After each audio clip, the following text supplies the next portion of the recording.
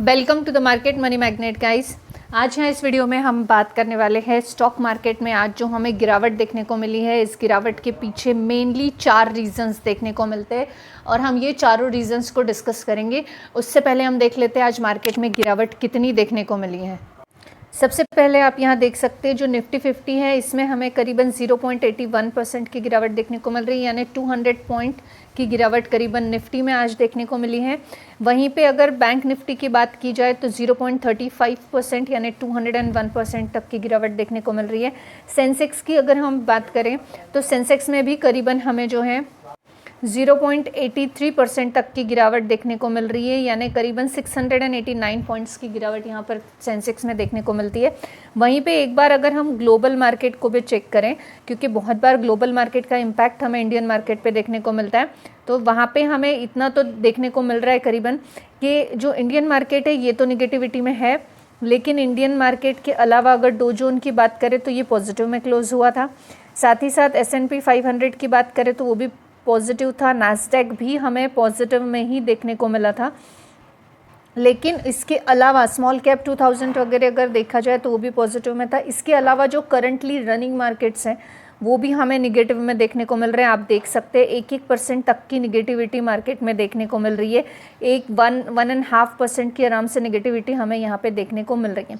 तो जो भी रीजंस रहेंगे ये रीजंस डेफिनेटली ग्लोबली भी इम्पैक्टेबल है, इस वजह से ग्लोबल मार्केट भी आज नेगेटिव में देखने को मिल रहा है और ऑब्वियस है इंडियन मार्केट भी हमें नेगेटिव में देखने को मिला। हाँ, बहुत बड़ी निगेटिविटी तो नहीं थी, more than 1% it's a crash, but around 50% 0.50% तक की निगेटिविटी यहाँ पे देखने को मिली।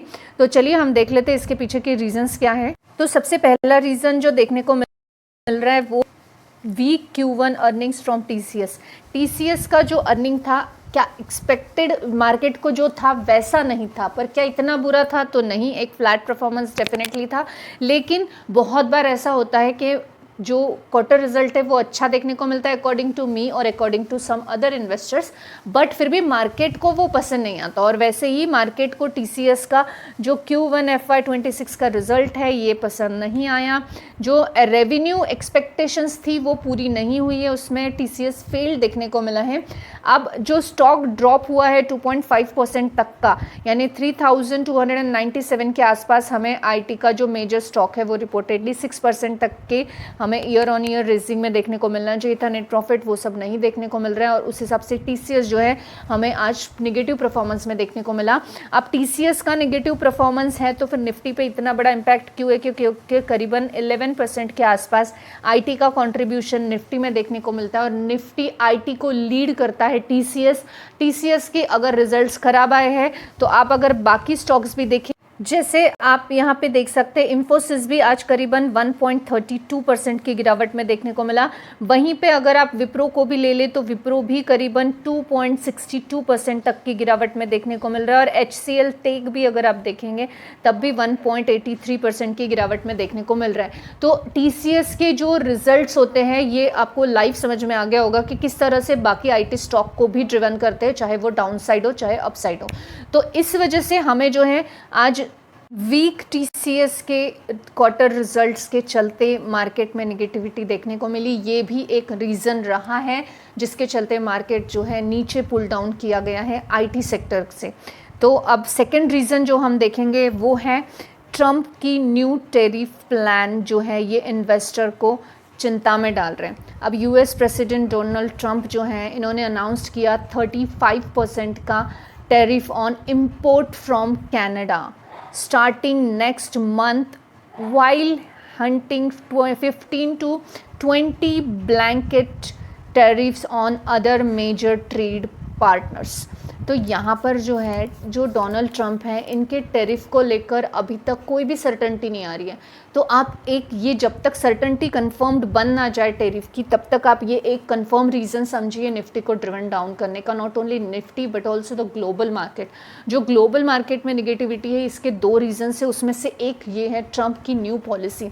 उनके और एक नया राउंड शुरू होने वाला और फिर वो राउंड में वो कुछ और नए सेक्टर्स ऐड करेंगे। अभी उन्होंने 35 कनाडा पर 35% का टैरिफ तो लगा दिया और नेक्स्ट मंथ से वो एप्लीकेबल भी होने वाला है, अगस्त मंथ से। उसके अलावा भी वो और एडिशनल जो है टैरिफ किसी तरह से इम्प्लाइड करने की कोशिश में है, और इसके चलते जो फियर है, ये फियर देखने को मिल रहा है इन्वेस्टर्स में और जो ट्रेडर्स हैं इनमें भी, क्योंकि ये फियर जो है टैरिफ का, ये कभी सर्टेनली अभी तक नहीं हो पा रहा है और पूरा ग्लोबल इन्वेस्टर के सेंटिमेंट्स इससे हर्ट हो रहे हैं और इन्वेस्टर डरा हुआ है, और इसके चलते वो फटाफट जो है अपने पोर्टफोलियो में से अपने स्टॉक्स को खाली करके एग्जिट करने को देख रहा है। ये रहा सेकेंड रीज़न। जो third and most important reason है जिसके चलते ग्लोबल मार्केट भी हमें अफेक्टेड देखने को मिल रहा है, वो है ऑयल रेस। पॉसिबली रूस ने जो सैंक्शन किया है उसके चलते ऑयल रेस हो रहा है, और ऑयल के अगर प्राइसेस बढ़ेंगे तो ऑब्वियस है इसका इम्पैक्ट हमें मार्केट पे डायरेक्ट देखने को मिलेगा।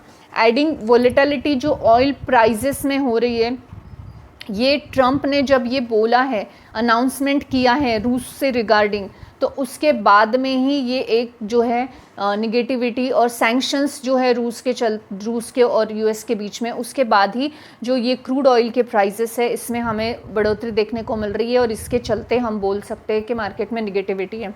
अब ये जो है क्रूड ऑयल का प्राइस आप देख सकते हैं 68.83 बैरल है, पर बैरल पर $68.83 पर बैरल है। वहीं यूएस WTI क्रूड जो है ये 66.81 देखने को मिल रहा है।